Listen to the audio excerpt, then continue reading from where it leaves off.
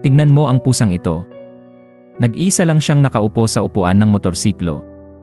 Parang naghihintay, parang nag-iisip at parang walang kasama. Minsan, ganito rin ang buhay ng tao. May mga pagkakataong ikaw lang ang humaharap sa iyong mga problema. Walang kasama, walang makausap at hindi alam kung ano ang mangyayari bukas. Ngunit tulad ng pusang ito, kahit nag-iisa, nananatili siyang mahinahon. Dahil minsan, hindi kailangang marami kang kasama para maging matatag. Ang tunay na lakas ay nakikita kapag nakatayo ka kahit ikaw lang mag-isa. Huwag kang matakot sa pag-iisa.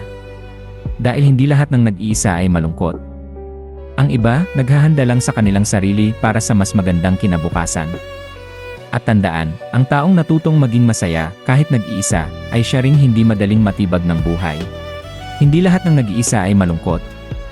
Ang iba ay pinatitibay lang ang kanilang sarili.